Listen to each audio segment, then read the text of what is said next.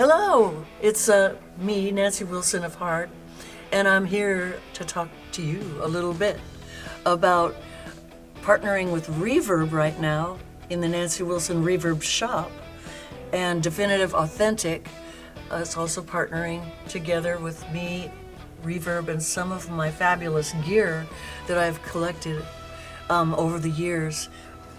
I've collected a few different Les Paul Juniors along the way. Here's a double cutaway. I think it's from the late 60s. And these are just really sweet guitars. They're really fat. They sound really big, even though they're juniors. And this is one of three, or maybe more, that I collected along the way. Pretty, isn't it? Now this beauty here was put together in the year of our Lord 1957, and this is one of the best first Strats I ever owned, and took around on stages with me. And it's really a solid guitar. It's got all the good dirt in the sound of it from the 50s, and there's just nothing like the older models that have the good dirty sound, because they're all grown up, and they're big characters. Here's another good old friend of mine, another Les Paul special I've collected along the way. This was my main first one ever. That was this particular color is really special because Les Paul's wife was on the TV show with him playing one of these, and we're going to wear a black dress, so he painted it this color so it would show up on the black and white TV screen. It's the TV color Les Paul special. And it's a beauty. It's a real beaut. Now here we have a beautiful 12-string Martin. I believe I acquired this guy in the early 80s. I don't know the age of this guy, but it's just a beautiful piece of work with all this great inlay, front and back, and binding, inlay with binding, and it sounds really sweet, and it's been updated recently, so hello.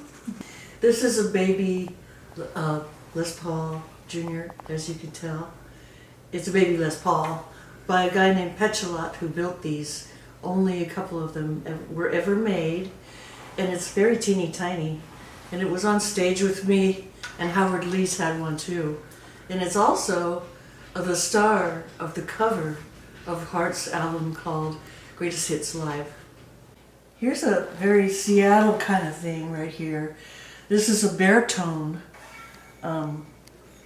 guitar that's tuned down lower, which in the grunge movement was used really often with bands like Pearl Jam and Soundgarden. So I had to get me one of these at one point. And it's a looker. It's a looker. It's like a blue metallic kind of thing, and F-hole. Really good color. Now looky here. We have an iconic SG, Gibson SG, with a Bigsby vibrato bar. And it's traveled really far with me. We've done a lot of stages and shows together, especially when it came to playing the song Barracuda. And you might recognize this, that I used to flash at the end of Barracuda at the end of the show, because our dad was a military man, and there's pictures of me saluting, various of our heroes. This is one guitar hero right here. This guy is a TV Jones Supersonic Supreme flashy red guitar. Really an interesting, different style of guitar. And it really is a screamer. It's got a Bigsby on here too. And so you can do, this has also been a Barracuda guitar along the way because of the vibrato bar. And but this is just such a beaut. I just gotta say, wow, it's a red and white guitar. Let me show you a very, very beautiful thing here. This is a Paul Reed Smith prototype, one-of-a-kind Dragon inlay guitar. Look at the detail. This thing is one of the coolest guitars I have ever owned, and it came with me all on the last whole Heart tour, the Love Life tour, and I played first song of the tour on this guitar, Rockin' Heaven Down. This is the Dragon. Among my collection of Ovation guitars, this is a really cool 12-string. Ovation makes great 12-string guitars. They're easy to play compared to a lot of 12 strings. And this one was probably on Dog and Butterfly quite a few times, the song Dog and Butterfly, on live stages, and might have even been in the studio. Hey, here's one of my Les Pauls. It's a special Les Paul special, as they say. Sort of a red color. It's seen a lot of miles with me along the way, and it's had a few little surgeries as well. So, you know, it's a really good workhorse of an old, beat-up guitar that needs a thing in the back and probably needs a little work, but it screams, and it's a really cool rockin' guitar. What the heck is this here? It's a Dell Art Mando cello. Very crazy looking guitar, but a good sounding guitar. And I've collected some mandocellos along the way, and this one is the strangest looking, but it's a beautiful tiger on the back. A Churongo that I purchased at a little shop, McCabes guitar shop in LA. Now, they used to make these with armadillo shells, which is crazy looking, but I don't think they do that anymore. I don't think it's correct anymore. But I couldn't resist this guy because it resembles a ukulele, and I love ukuleles. And it's got a great sound that only an armadillo shell can produce. Now here we have, in this fabulous collection of beautiful guitars, a Gibson ES 325 mini guitar. And it's as sweet as a semi-hollow body, kind of jazz tone type guitar as they come. So, and I'm not sure the year, but I know it's an oldie, you know, and oldies are goodies. Now here we have a Duncan Quattro with a whole big whammy bar system, so you can do dive bombs, woo, in the 80s. And this one was in many big rock shows, big stadium type rock shows in the 80s with me. Certain songs, it was on a stand that I would play along with a keyboard part, and other songs it was just like the all-purpose, you know, dive bombing 80s style guitar. So it's solid as a rock, and it works.